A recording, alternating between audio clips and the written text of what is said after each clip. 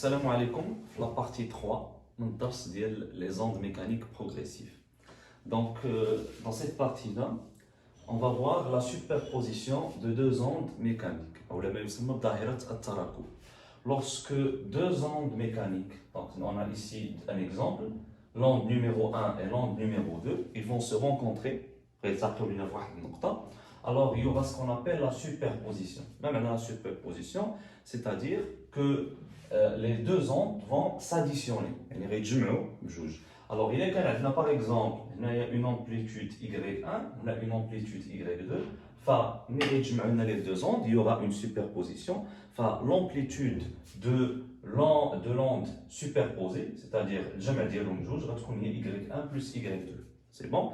Après la superposition, je vais dire l'onde numéro 1 va continuer sa propagation vers, bien sûr, la gauche, et l'onde numéro 2 va continuer sa propagation vers la droite. Alors, après, on a ce qu'on appelle la vitesse de propagation. Comment on peut calculer la vitesse de propagation? Alors, la vitesse de propagation, V égale à D sur delta T. V, c'est la vitesse de propagation de l'onde, généralement en mètres secondes moins 1 ou bien mètres par seconde, unité internationale. Et D, c'est la distance parcourue par l'onde.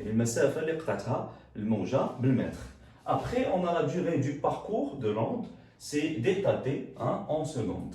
C'est bon? La vitesse ou la mètre par seconde, on a la distance le mètre ou le temps en secondes.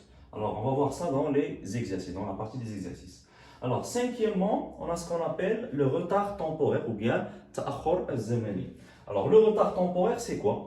Alors, au cours de la propagation d'une onde mécanique non amortie, tous les points du milieu de propagation subissent la même perturbation.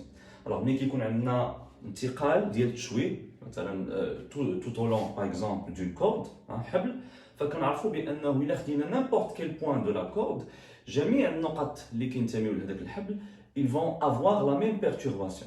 C'est bon? يعني مثلا عندنا واحد لو بوين اس اللي هو المنبع غتوقع فيه لا perturbation à l'instant T1. هذيك la perturbation غتوصل لواحد لو بوين M اللي كاين مثلا au milieu de la corde. Et un point P qui se trouve par exemple à l'extrémité de la corde, il va subir la même perturbation, mais dans un instant qui est différent. Alors, on a ce qu'on appelle le retard temporaire. شنو هو le retard temporaire? Le retard temporaire هو التأخر الزمني ما بين اللحظة اللي كتوصل la perturbation le point M واللحظة اللي كتوصل فيها la perturbation un autre point par exemple P. Alors, هذا التأخر الزمني كيفاش كنحسبوه؟ On va prendre deux points S et M. Alors, S, je rappelle, S c'est la source, le masdar de la perturbation. On dit le point M c'est un point quelconque de la corde. C'est bon? Donc la distance SM, la distance SM, la source et le point M, si on la divise par la vitesse de propagation de l'onde, on va dire ce qu'on appelle le retard temporaire. Alors la relation taux égale à SM sur V. SM c'est la distance la source et le point M. Un point M, c'est un point de la corde. Et V, c'est la vitesse de propagation de l'onde. Alors, l'élongation au point M, l'élongation du point M à l'instant T, est égale à l'élongation du point S à l'instant T moins le retard temporaire. Aussi, l'élongation du point S, qui est la source au point à l'instant T, est égal à l'élongation du point M à l'instant T plus tôt. Alors, je dis généralement moins tôt ou plus tôt, on a la partie le retard temporaire entre le point S et le point M qui est un تأخر زمني. بمعنى أن التشويه منين كيبدا ليا ولا la perturbation منين كتبدا ليا من le point S راه هذاك التشويه غادي كينتقل le long de la corde. إذا منين كيكون في le point S غادي يكون في المنبع. إذا certainement après une certaine durée غيوصل le point S.